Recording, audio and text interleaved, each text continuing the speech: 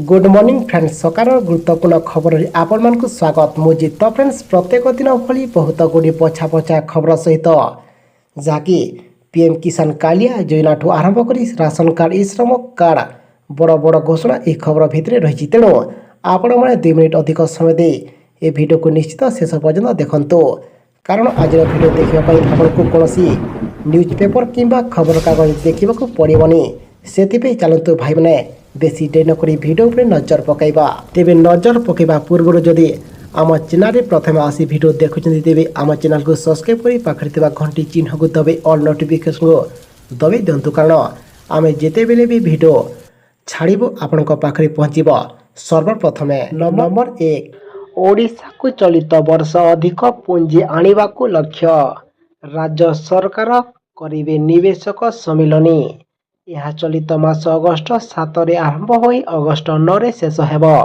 निवेशक सम्मिलनी पुणे एवं अहमदाबाद रे हेबाकु जाउछि सम्मिलनी रे जोगदेवे शिल्प एमएसएमई मंत्री अन्य विभागीय अधिकारी माने एवं सम्मिलनी रे automobile food processing down scheme industry आदि जोगदेवे एही बैठक रे निवेशक मानक सरकार पुंखानुपुंख भाव आलोचना करेंगे चलित वर्ष उत्कल उत्सर्ग सम्मिलनी आयोजित कर अधिक पुंजी आने को लक्ष्य रखिंट राज्य सरकार एवं 2019 सुधा 2.5 लाख कोटी अधिक पुंजी आने को लक्ष्य रखिंट राज्य सरकार एने सूचना देते शिल्प मंत्री संपद स्वाई।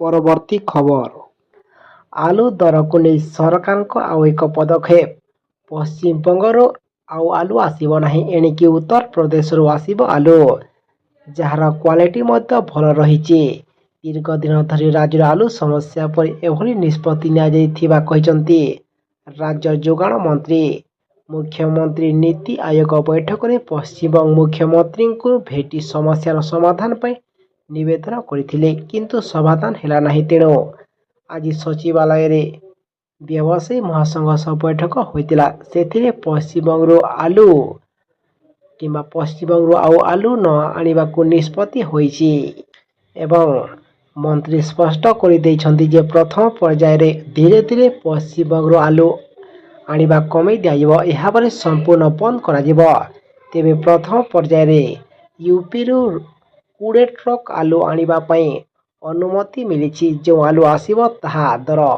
30 टंका भितरे रहिबो एहा परे आलू अदा एवं रसुण दर नियंत्रण पई पदक्षेप नियाजिबो बोली कहिसंती मंत्री।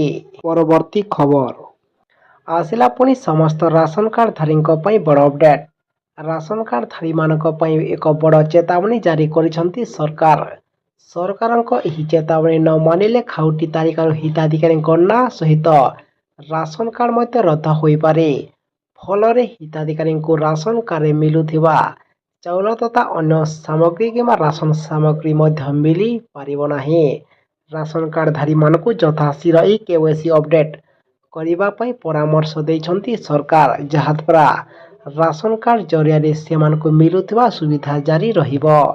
परवर्ती खबर एणिकी ओडिया भाषा रे पंचायत ब्लॉक एवं थाना रे हेब सरकारी फाइल काम राज्यर बीजेपी सरकार ओडिया भाषा रे सरकारी नथिपत्र कार्य करिया पई कड़ा अभिमुख्य पोषण करिबा परे एबे सरकारी स्तर रे तत्परता देखा दैछि एणिकी थाना ग्राम पंचायत पंचायत समिति ब्लॉक जिला परिषद एवं जिला स्तरीय कार्यालय गुड़िक ओडिया भाषा नथिपत्र फाइल कार्य हेब मुख्यमंत्री मोहन चरण माझी निर्देश पर पंचायत राज विभाग पक्षर समस्त जिलापाल को एने निर्देशनामा जारी होइछि। परवर्ती खबर बंगोपसागर रे पछकु पछ लघुचाप बंगोपसागर रे पछकु पछ लघुचाप उत्तर बंगोपसागर रे एक घूर्णिबल सृष्टि होइतिबा बेले आज लघुचाप क्षेत्र सृष्टि हेबार मध्य संभावना रहिछि एने पूर्वानुमान करिसंती आईएमडी डीजी मृत्युंजय महापात्र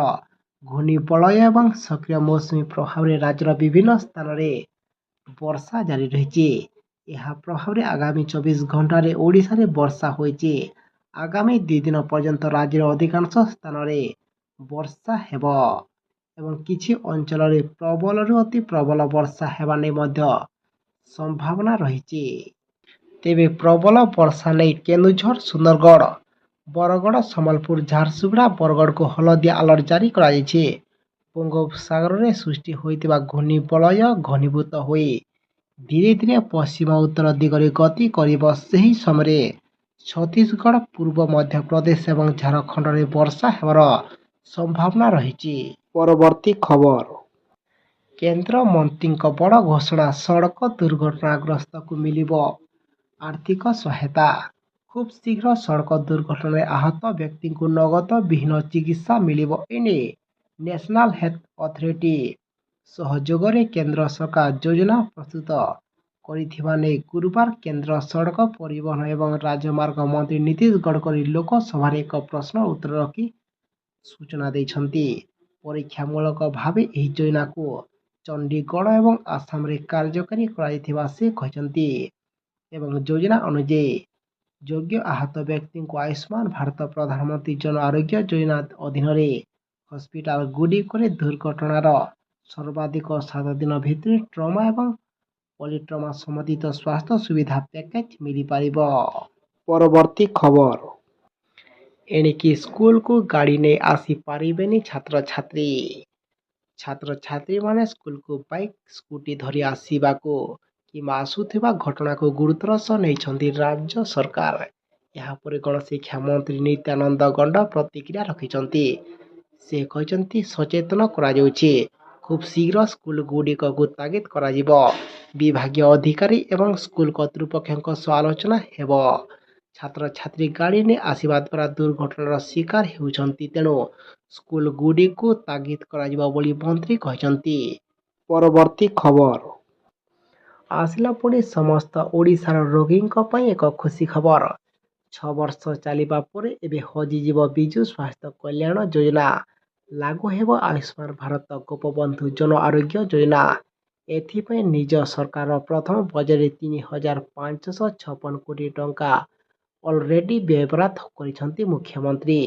କେନ୍ଦ୍ର ସରକାରଙ୍କ ଆୟୁଷ୍ମାନ ଭାରତ ଜନ ଆରୋଗ୍ୟ ଯୋଜନା ପାଇଁ 500 କୋଟି ଟଙ୍କା ବ୍ୟୟବରାଦ ହୋଇଥିବା ବେଳେ ରାଜ୍ୟର ନିଜସ୍ୱ ପାଣ୍ଠିରେ ଚାଲିବାକୁ ଥିବା ଗୋପବନ୍ଧୁ ଜନ ଆରୋଗ୍ୟ ଯୋଜନା ପାଇଁ 3,056 କୋଟି ଟଙ୍କା ରଖାଯାଇଛି।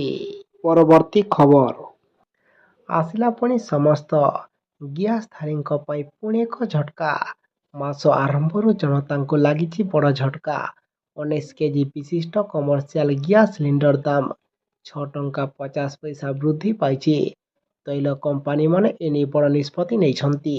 ହୋଟେଲ ଏବଂ ରେଷ୍ଟୁରାଣ୍ଟମାନଙ୍କରେ ବ୍ୟବହାର ହେଉଥିବା 19 କେଜି ବିଶିଷ୍ଟ କମର୍ସିଆଲ ଗ୍ୟାସ୍ ସିଲିଣ୍ଡର ଦରରେ 6 ଟଙ୍କା 50 ପଇସା ବୃଦ୍ଧି ଘଟିଥିବା ବେଳେ 14 କେଜି ବିଶିଷ୍ଟ ଘରୋଇ ରୋଷେଇ ଗ୍ୟାସ୍ ସିଲିଣ୍ଡର ମୂଲ୍ୟରେ କୌଣସି ପରିବର୍ତ୍ତନ ଘଟିନାହିଁ। ପରବର୍ତ୍ତୀ ଖବର। ଆସିଲା ପୁଣି ପିଏମ୍ କିଷାନ ଯୋଜନାକୁ ନେଇ ବହୁତ ବଡ଼ ଖୁସି ଖବର। କୃଷକମାନେ ଚାଷ ସମୟରେ ଯେପରି କୌଣସି ଆର୍ଥିକ ସମସ୍ୟାର ସମ୍ମୁଖୀନ ନ ହୁଅନ୍ତି, ସେଥିପାଇଁ ଭାରତ ସରକାର ଏକ ଯୋଜନା ଚଳାଇଛନ୍ତି, ଯେଉଁଥିରେ ଯୋଗ୍ୟ ଚାଷୀଙ୍କୁ ବାର୍ଷିକ 6,000 ଟଙ୍କା ଆର୍ଥିକ ସହାୟତା ପ୍ରଦାନ କରାଯାଉଛି। ବାସ୍ତବରେ ଏହି ଯୋଜନାର ନାମ ହେଉଛି ପିଏମ୍ କିଷାନ। ଏହି ଯୋଜନାରେ ବାର୍ଷିକ 3ଟି କିସ୍ତିରେ ମୋଟ 6,000 ଟଙ୍କା 3ଟି କିସ୍ତିରେ ପଠାଉଛନ୍ତି ସରକାର। ତେବେ ବର୍ତ୍ତମାନ ପର୍ଯ୍ୟନ୍ତ ଯୋଗ୍ୟ କୃଷକମାନେ ସମୁଦାୟ 17ଟି କିସ୍ତିର ଲାଭ ପାଇଛନ୍ତି। 9 କୋଟି ଅଧିକ ଚାଷୀ କିମ୍ବା 9 କୋଟିରୁ ଅଧିକ ଚାଷୀ 17ତମ କିସ୍ତିର ଲାଭ ପାଇଛନ୍ତି, ଯାହାର ସିଧାସଳଖ ଟଙ୍କା ସେମାନଙ୍କ ବ୍ୟାଙ୍କ ଆକାଉଣ୍ଟକୁ ପଠାଯାଇଥିଲା। ଏହି କିସ୍ତି 18 ଜୁନ 2024ରେ ମୁକ୍ତି ଲାଭ କରିଥିଲା ଏବଂ ଯଥାଶୀଘ୍ର 18ତମ କିସ୍ତି ପାଇଁ ସରକାର ଏବେ ଟଙ୍କା ଦେବାଟା ବିଚାର କରୁଛନ୍ତି, ଯାହାକି ଆପଣଙ୍କ ପାଇଁ ବହୁତ ବଡ଼ ଖୁସି ଖବର। ସେଥିପାଇଁ ଯେଉଁମାନେ ଏପର୍ଯ୍ୟନ୍ତ ଆପଣଙ୍କ ଡକ୍ୟୁମେଣ୍ଟକୁ କେଓସି ଫୁଲଫିଲ୍ କରିନାହାନ୍ତି, ତେବେ ଆପଣମାନେ ଶୀଘ୍ର ଏଥିରେ କେଓସି ଫୁଲଫିଲ୍ କରି ରଖିଥାନ୍ତୁ, ଯାହାକି ଯେକୌଣସି ତାରିଖରେ ସରକାର ଟଙ୍କା ଦେବାଟା ସୂଚନା ରହୁଛି। ପରବର୍ତ୍ତୀ ଖବର। ଆସିଲା ପୁଣି କାଳିଆ ଯୋଜନାକୁ ନେଇ ବହୁତ ବଡ଼ ଖୁସି ଖବର।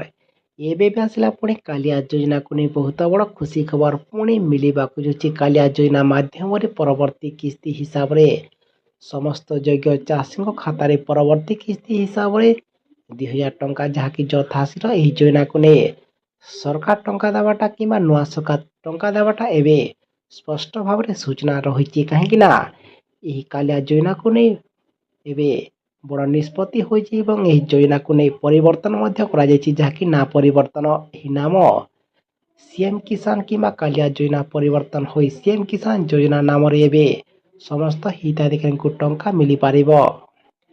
ତେବେ ଏହି କାଳିଆ ଯୋଜନାରେ କିଛି ତ୍ରୁଟି କିମ୍ବା ସିଏମ୍ କିଷାନ ଯୋଜନାରେ ଯଦି ଆପଣଙ୍କର କିଛି ତ୍ରୁଟି ଅଛି କିମ୍ବା ଆପଣଙ୍କର KYC ଫୁଲଫିଲ୍ କରିନାହାନ୍ତି, ତେବେ ଆପଣମାନେ ଶୀଘ୍ର ଏଥିରେ KYC ଫୁଲଫିଲ୍ କରି ରଖିଥାନ୍ତୁ, ଯାହାକି ଯଥାଶୀଘ୍ର ଏହି ଯୋଜନା ମାଧ୍ୟମରେ ସରକାର ଟଙ୍କା ଦେବାଟା ସୂଚନା ରହୁଛି। କାହିଁକି ନା ଏଥିରେ ଅଲରେଡ଼ି ଉପସ୍ଥାପନା କିମ୍ବା ବଜେଟ୍ରେ 2024-25 ଉପସ୍ଥାପନା ହୋଇସାରିଛି, ଯାହାକି ଯଥାଶୀଘ୍ର ଏହି ଯୋଜନା ମାଧ୍ୟମରେ ଟଙ୍କା ମିଳିବାଟା ଆଶା କରାଯାଉଛି ଏବଂ ଯେଉଁଦିନ କିମ୍ବା ଯେକୌଣସି ମୁହୂର୍ତ୍ତରେ ସରକାର ଟଙ୍କା ଦେବାଟା ସୂଚନା ରହୁଛି। କାହିଁକି ନା ଅଲରେଡ଼ି ଏଥିରେ କିମ୍ବା ଏହି ବଜେଟ୍ରେ ଅଲରେଡ଼ି କାଳିଆ ଯୋଜନାକୁ ନେଇ ଟଙ୍କା ବ୍ୟବହାର ହୋଇସାରିଛି, ଯାହାକି ଯେକୌଣସି ମୁହୂର୍ତ୍ତରେ ସରକାର ଟଙ୍କା ଦେବାଟା ସୂଚନା ରହିଛି। ସେଥିପାଇଁ ଆମେ ଆପଣଙ୍କୁ ରିକ୍ୱେଷ୍ଟ କରୁଛୁ କି ଆପଣମାନେ ଆମ ସହ ସଦା ସର୍ବଦା ଯୋଡ଼ି ହୋଇ ରହିଥାନ୍ତୁ।